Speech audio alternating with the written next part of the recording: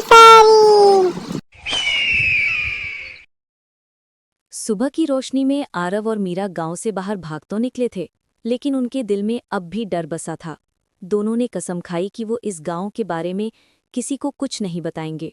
लेकिन किस्मत को कुछ और ही मंजूर था, गुप्त राज। कुछ दिनों बाद आरव ने देखा कि उसके हाथ की उंगलियों पर वही चिन्ह उभर आए हैं जो कुएं पर बने थे। वो रात में अजीब फुसफुसाहटें सुनने लगा। वापस आओ, कुएं के पास आओ। मीरा को भी बुरे सपने आने लगे।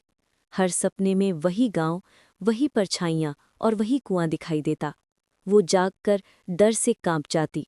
फिर से लौटना। आरव ने मीरा से कहा, शायद हम पूरी तरह बचे नहीं हैं, कुछ अधूरा है, हमें वापस जाना होगा। मीरा ने डरते हुए भी हामी भरी। दोनों फिर से उस जंगल की ओर निकल पड़े। गांव की सच्चाई।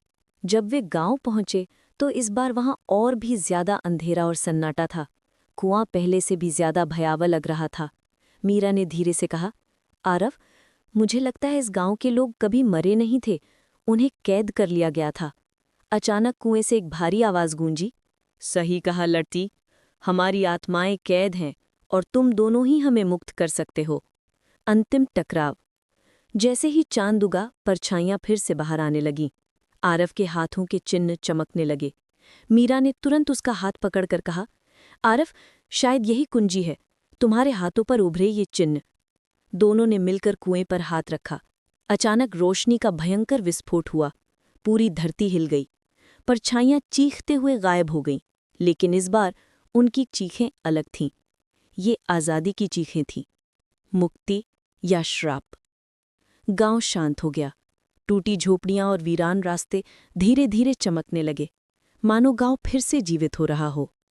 आरव और मीरा ने राहत की सांस ली, लेकिन तभी हवा में एक नई फुसफुसाहट गूंजी, धन्यवाद बच्चों, अब हम मुक्त हैं, पर याद रखना, हर आज़ादी की कीमत होती है।